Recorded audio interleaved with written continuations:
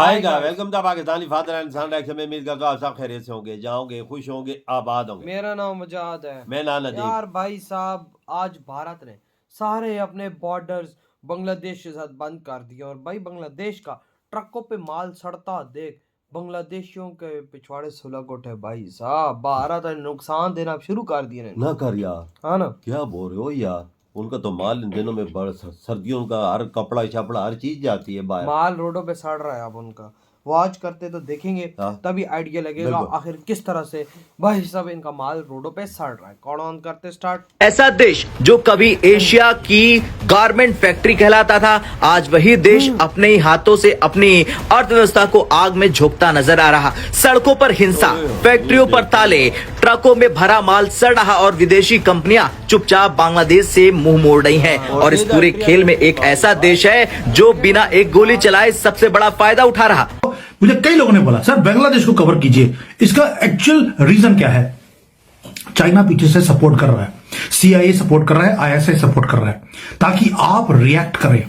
और जो मीडिया है, बांग्लादेश का मीडिया चुप बैठा है।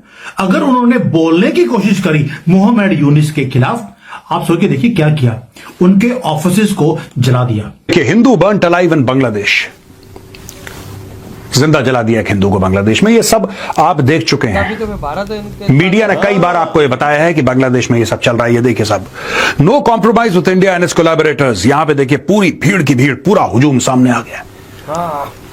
एंटी इंडिया फीलिंग आज की तारीख में बांग्लादेश में टॉप पे। लेकिन ये हो क्यों रहा है?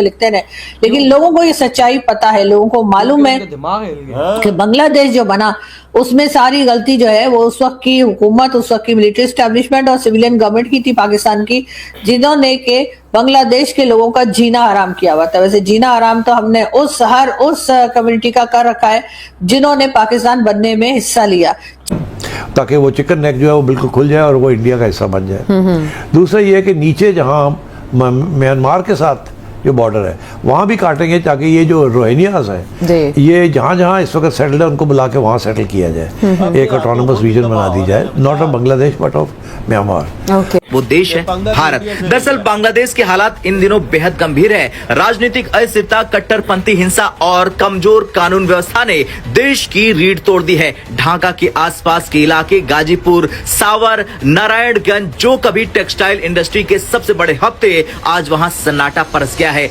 जय हिंद दोस्तों, बांग्लादेश एक समय था जब साउथ एशिया में उभरती हुई अर्थव्यवस्था माना जा रहा था और भारत के साथ दूसरे नंबर पे कह लें एक कंपटीशन में था कि अर्थव्यवस्था की जो दर है, विकास दर, वो बांग्लादेश का भी भारत से ज़्यादा नीचे नहीं होता था। भारत का 7 तो बांग्लादेश का 4.5-5% की विकास दर होती थी।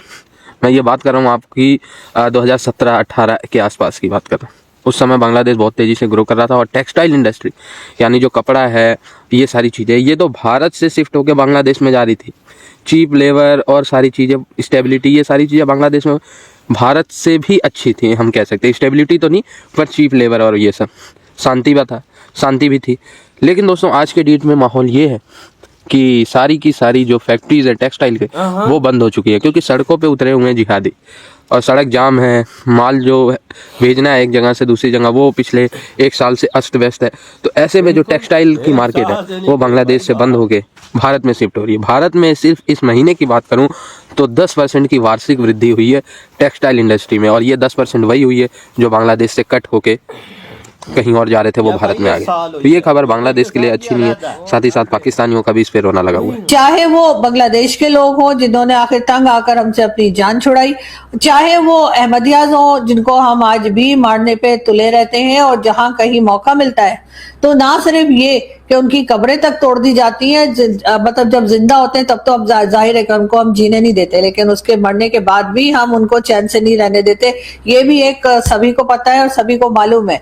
उसके बाद आ जाते हैं जी रेफ्यूजीज या मुहाजिर, जिन्हें कहा जाता है कि जो कि भारत छोड़कर और अपनी प्रॉपर्टीज छोड़कर, अपने काम काज सब कुछ छोड़कर पाकिस्तान आ गए थे, न जाने क्या सोच करके यहाँ पर उनकी बड़ी कोई इज्जत होगी, यहाँ पर बड़ा कोई वो अपने हिसाब से रहेंगे या जो भी उनको उस वक्त के लीडर्स ने अपना जो चूरन बेचा था, यानी कि मोहम्मद अली जिन्ना साहब, जिन्होंने के मिस्टर जिन्ना, जिन्होंने के पाकिस्तान बनाया, जो कि पाकिस्तान के फाउंडर कहलाते हैं, और उन्होंने मुंबई में अपना घर नहीं बेचा। उन्होंने कहा कि नहीं, मैं कभी कभार वहां पर जाकर दिन गुजारा करूंगा, यानी कि उन्होंने हमें तो वहां से यहाँ पहुंचा दिया कई लोगों को, और कहा कि जी आप हिंदुस्तान में नहीं रह सकते क्योंकि पाकिस्तान के लोग जो है वो मुसलमान जो है वो हिंदुओं के साथ नहीं रह सकते। और इस किस्म की बातें करके, इस किस्म का चूरन बेचकर मिस्टर जिन्ना साहब जो है वो पाकिस्तान लेकर आ गए बहुत से लोगों को हिंदुस्तान से सॉरी, लेकिन खुद अपना घर उन्होंने वहां रखा हुआ था। अपना घर उन्होंने ना बेचा, ना किसी को दिया, ना कुछ किया, और उनका कहना था कि वो कभी कभार वहां जाते रहेंगे, यानी कि वो उनको खुद को कोई खतरा नहीं था। तो आप इससे अंदाजा लगाइए कि उस वक्त भी एक कह लीजिए एक पॉलिटिक्स के जरिए, एक पॉलिटिकल चूरन जो है उसके जरिए पाकिस्तान क्रिएट किया गया। चलो कर लिया तो कर लिया, लेकिन उसके बाद चलाएगा कौन? बिना वजह के कुछ नहीं होता इस दुनिया में दोस्तों, कुछ नहीं होता। हर एक चीज के पीछे वजह होती है, और आज मैं आपको यह वजह समझाऊंगा। फिर मैं आपको बताऊंगा कि मैंने कौन सी भविष्यवाणी करी थी कितने दिन पहले, किस तारीख में, विथ प्रूफ, सबूत के साथ कि यह आदमी कुछ करने वाला है। यह आदमी से मेरा मतलब है मोहम्मद यूनुस। यह कुछ करने वाला है, यह करेगा, और वो हो गया। ये देखिए साहब, चलिए आगे चलते हैं दोस्तों। ये फर्स्ट पोस्ट से लिया है हमने। Post Hadi violence in Bangladesh makes election unsafe. Report puts spotlight on Yunus Islamist link. The ongoing wave of political violence and anti-India protests in Bangladesh appear to be managed to create an atmosphere of fear and instability ahead of the elections to help Islamist forces in the country.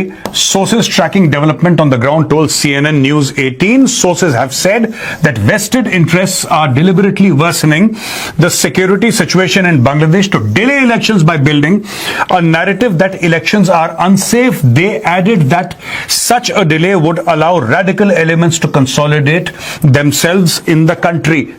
इधर हुई है video खत्म।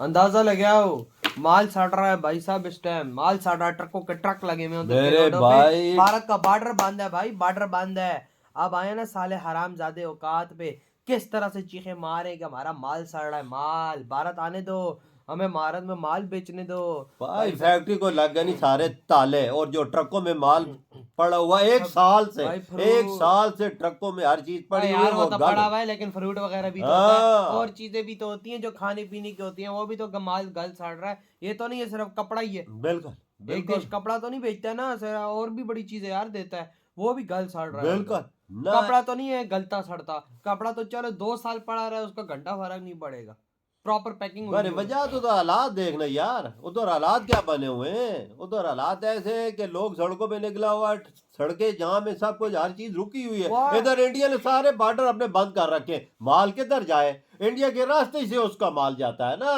उसने अपने airport भी इनके लिए बंद कर रखे हैं, हर चीज बंद कर रखी है। किधर से माल भेजेगा? किधर से? कल भाई साहब उधर के आर्मी चीफ ने भी बोला है कि भाई हम पे हमला मत करना भारत प्लीज। और उधर से आज देखो भारत ने आने वाले ट्रकों को भी रोक दिया कि भाई हमारे देश में तुम्हारे ट्रकों के गुजरने की कोई जरूरत नहीं है। क्या पता अंदर बांग्लादेशी सुअर के बच्चे छुप के आए और भाई भारत के अंदर घुस जाए, जैसे दिल्ली के अंदर आतंकी हमला बांग्लादेश के द्वारा से हुआ है। क्या पता और ऐसे हमले हो जाए। भाई मोदी सरकार जो कर रही है, एक नंबर काम कर रही है। मैं तो कहता हूँ इन सुअर को जिधर देखो उधर ही सर के बीचों बीच गोली मारो हरामजादों। और यार ये हरामखोर कौम है बजाज, ये हमारी तरह सही लोग नहीं है। ये सही होते तो अलग होते। ये हमसे भी 2 हाथ आगे हैं। ये हरामजादे हमारे न हुए तोरों के क्या हो। ये जो थाली के में खाते इसी में छीत करते हैं। इंडिया की इतनी मेहरबानी इन पे, इनकी इकॉनमी किधर जा रही थी। आप देख रोडों पे है, रोडों पे है, सूर के बच्चे रोडों पे आए हुए हैं। देख ले इनकी हाल कैसी बनी हुई है। भारत ने इनको इनकी औकात याद है। ये बात तो 100% सच है कि भारत ने इनको ठोक के रख दिया। सही की है, इनका इलाज यही है, इनकी मार के रखती है भारत ने। भाई साहब सही कर रहा है ना इंडिया। मुझे तो बड़ा मजा आ रहा है ये चीज देखकर कि आज बांग्लादेशी सुअर चीखे मार रहे हैं। आप देख जितनी इंडस्ट्री कपड़े की जितनी उठ के सारी इंडिया आ गई। इस साल सिर्फ बढ़ोतरी 10% इंडिया के कपड़ों की बढ़ोतरी हुई है बाहर एक्सपोर्ट में। देख ले किसका फायदा हुआ? इंडिया का फायदा हुआ, वो तो बढ़ गए। तो यार आपकी क्या थाट है?